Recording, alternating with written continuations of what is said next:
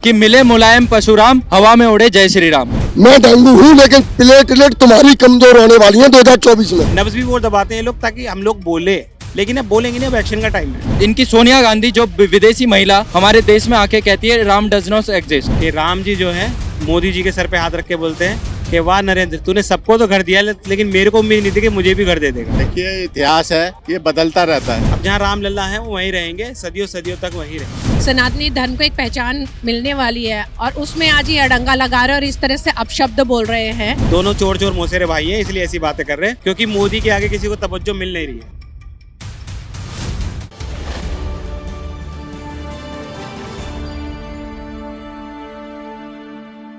नमस्कार, आप देख रहे थे न्यूज़ 15। मैं हूं आपके साथ रागिब। सपा सांसद शफीकुर रहमान ने एक विवादित बयान दिया है राम मंदिर को लेकर।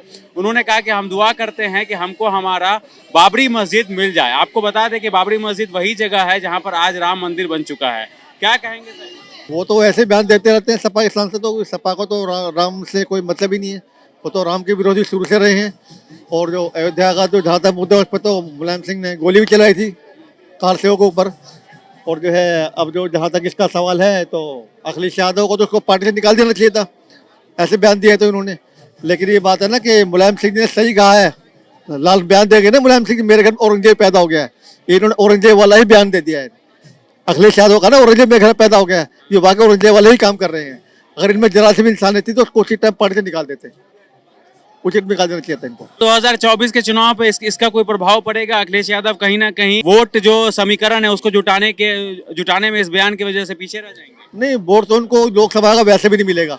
उत्तर प्रदेश के अंदर लोकसभा में तो उनका 1-2 सीट आए वो गनीमत है। 1-2 सीट ज़्यादा नहीं आ पाएगी। लोकसभा में तो कोई इसका कोई मतलब ही नहीं है इलेक्शन के अंदर। लेकिन लोकसभा में तो बीजेपी सारी सीटें लेके जाएगी। मुझसे 2-3 सीटें ले जाए तो बहुत गनीमत है अखिलेश यादव, क्योंकि अखिलेश यादव में थोड़ा बचपन है, वो थोड़ा संभल कर नहीं चलते हैं। वो भी वो मुलायम सिंह ने सही कहा था कि औरंगजेब पैदा हो गए मेरे घर के अंदर। सपा के सांसद हैं शफीकुर रहमान बर्क, उन्होंने कहा है कि जहां पर आज राम मंदिर है, जो पहले जो बाबरी मस्जिद हुआ करती थी, वो हम दुआ करते हैं कि हमको हमारा बाबरी मस्जिद मिल जाए। सपने में ही मिल सकता है, हकीकत में तो मिल नहीं सकता है, क्योंकि वहाँ पहले राम लल्ला ही थे और आज राम लल्ला ही विराजमान हो रहे हैं। वो मैंने कहीं किसी का स्टेटस देखा था कि राम जी जो है मोदी जी के सर पे हाथ रख के बोलते हैं कि वाह नरेंद्र, तूने सबको तो घर दिया लेकिन मेरे को उम्मीद नहीं थी कि मुझे भी घर दे देगा। जो सबको देने वाला वो उनसे बोल रहा है, तो वो तो अपने दिमाग से ये फिजूल का बेकार का विचार निकाल दें कि ऐसा अब होगा। और वैसे भी अब हिंदू जाग गया है, 100 नहीं जागे, 60-70% जाग गया है, समझ आ गया है। जो बीजेपी का जो मिशन था कि हिंदू को जगाना है, और हिंदू जाग रहा है। और अब फ्यूचर में तो ऐसा भूल के भी ना करें, क्योंकि अभी कतई बर्दाश्त नहीं होगा। पहले क्या हुआ उसको भूल जाओ। अब जहाँ राम लल्ला है वो वहीं रहेंगे, सदियों सदियों तक वहीं रहेंगे। 2024 पे इसका कोई प्रभाव पड़ेगा? इस तरीके की जो ये बयानबाजी जो कर रहे हैं इस तरीके की, वो अपने लिए गड्ढा खोद रहे हैं। विनाश काले विपरीत बुद्धि। जब इंसान पतन की ओर जाता है, विनाश की ओर जाता है, तो ऐसी बरगलाने वाली बातें करता है। वही हाल इनका है, वही स्वामी प्रसाद मौर्य का है। दोनों चोर चोर मौसेरे भाई हैं, इसलिए ऐसी बातें कर रहे हैं क्योंकि मोदी के आगे किसी को तवज्जो मिल नहीं रही है। तो अब लाइमलाइट में रहना है तो कुछ ना कुछ तो बोलना है, या तो सनातन के खिलाफ बोलना है या पीएम के खिलाफ बोलना है, तो तभी तो लाइमलाइट मिलेगी। कि भाई उसने मोदी को गाली दी, इसलिए कोई नीचे वालों को नहीं करता टारगेट, मोदी जी को ही करता है। इसलिए नब्ज भी वो दबाते हैं लोग ताकि हम लोग बोले, लेकिन अब बोलेंगे नहीं, अब एक्शन का टाइम है। ये सब कुछ नहीं है। ये सब बातें इधर उधर सब भ्रष्ट हैं। एक पब्लिक में ये डालना चाहते हैं हिंदू मुस्लिम, लेकिन असली में क्या है, राम की जगह पे सही स्वीकृत हो गए हैं। वो आज काल चला गया जो मुगलों का पहले होता था, तलवार की नोक पे करते थे, उसको दबाया। उनका काम अपना धर्म बढ़ाना था, उन्हें तलवार की नोक पे बढ़ाया। तेग बहादुर को देख लो, गुरु गोविंद के बच्चे आज बाल दिवस मनाया था, दीवार में चुनवा दिया था, तो क्या है वो करते थे वो तलवार की नोक में। लेकिन अब नहीं है, इंसान जाग गया है, अपना सुख भला से कुछ सोचता है, आज बोल सकता है, मतलब के बेस्ट नीतियों के खिलाफ बोल सकता है, या कोई भी स्थिति बन रही है हमारे को दबाने की, इसके बोल सकता है, सब आजाद है। बाबर कौन था? एक चीज बता, पूरे विश्व में मैं इस्लाम का देखो बुराई नहीं कर रहा, ठीक है, पहली बात तो धर्म नहीं है, मजहब है। और पूरे विश्व में कोई भी मस्जिद अल्लाह की, कौन अल्लाह मैं नहीं जानता, लेकिन अल्लाह की कोई भी मस्जिद किसी भी पुरुष के नाम पे नहीं है, कोई भी नॉर्मल इंसान के नाम पे नहीं है। फिर एक हिंदुस्तान में तुमको बाबरी नाम से क्यों चाहिए? बाबर कौन था? इसका मतलब तुम मानते हो कि बाबर हमारा मतलब गुरु था या हम उसको फॉलो करते हैं? हिंदुस्तान में बाबर नहीं है, बाबर मंगोलिया का था, विदेश से आया था। और तुम अगर उसको फॉलो करते हो तो तुम भी बाबर जैसी मौत के हकदार हो, तुम भी हमारे कट्टर दुश्मन हो। क्लियर सी बात है। मैं डेंगू हूँ लेकिन प्लेटलेट तुम्हारी कमजोर होने वाली है 2024 में, याद रखियो। ये लोकतंत्र देश है, वरना यो अभी तक जिंदा ही ना होते। यही तो दिक्कत है। हम सेकुलर हिंदू हैं।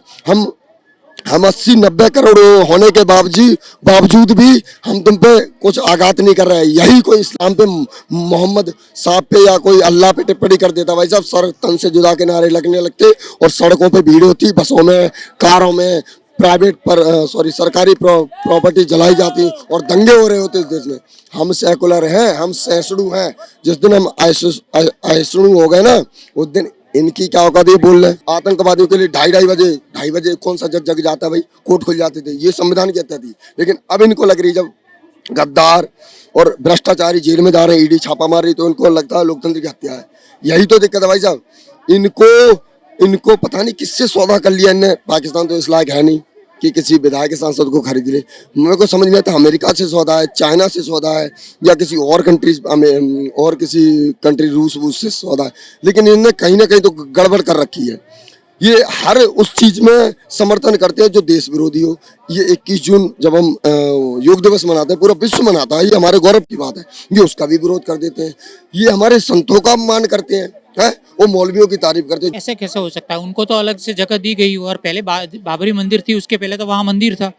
अब देखो एक सनातनी हिंदू जाग गया है और 2014 में मोदी जी को आने के हर एक को ऐसा लग रहा है कि माइनॉरिटी अभी खतरे में है। तो 70 साल कांग्रेस थी, जब रूलिंग पार्टी थी, तब माइनॉरिटी खतरे में नहीं थी। और जैसे स्वामी प्रसाद मौर्य और ये जो दे रहे हैं हिंदू सनातन के विरोध में गाली बक रहे हैं, तो उनको पहले तो शर्म से डूब जाना चाहिए, सिर झुकना जाना चाहिए।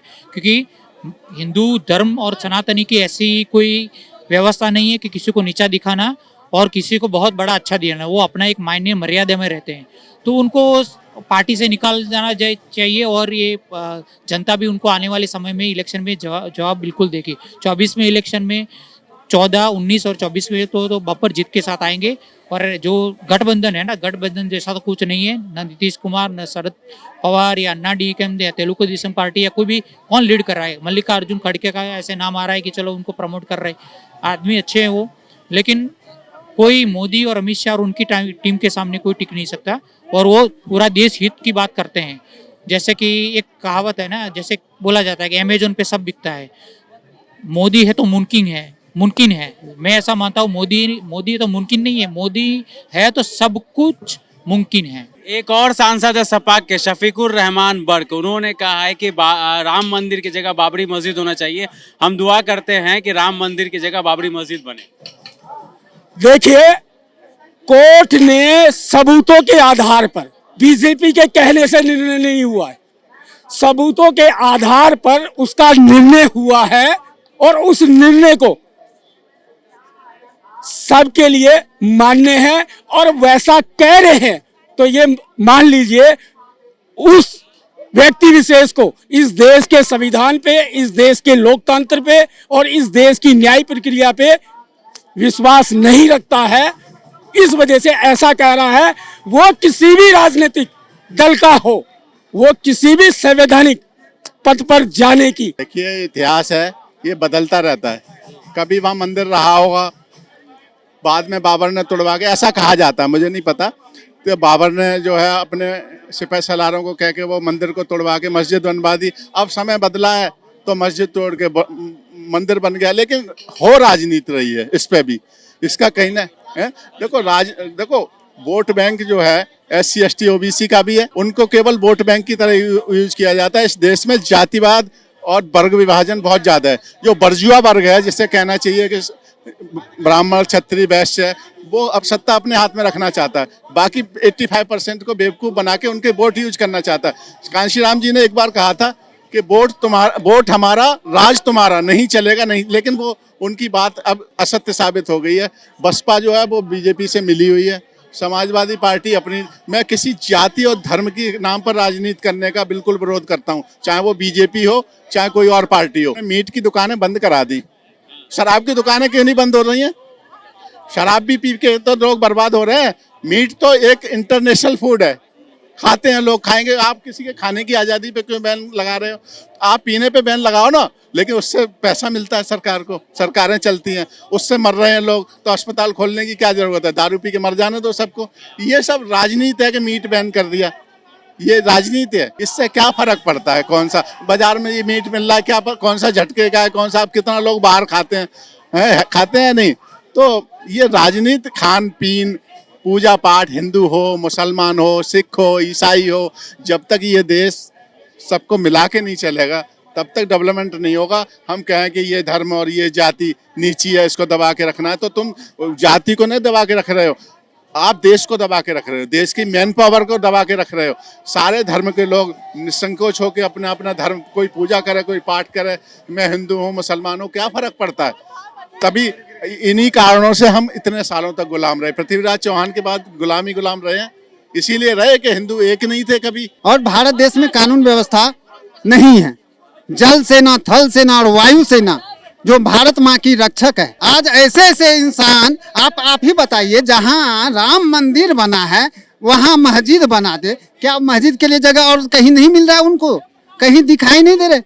स्वामी प्रसाद मौर्य, शिक्षा मंत्री चंद्रशेखर जी, जो चरवाहा स्कूल से पढ़ के आए, विवादित बयान दे रहे हैं। 24 में इलेक्शन है, क्या जनता के नजर नहीं खुल रहे हैं? जो भारत माँ का देशद्रोही कौन है, जो 70 साल से राज किए हैं, खाना खाते हैं हिंदुस्तान का, गाना गाते हैं पाकिस्तान का। आज एक रिक्शा चालक का प्रॉपर्टी एवं प्रतिष्ठा लूट गई, घर से निकलने का रास्ता बंद है।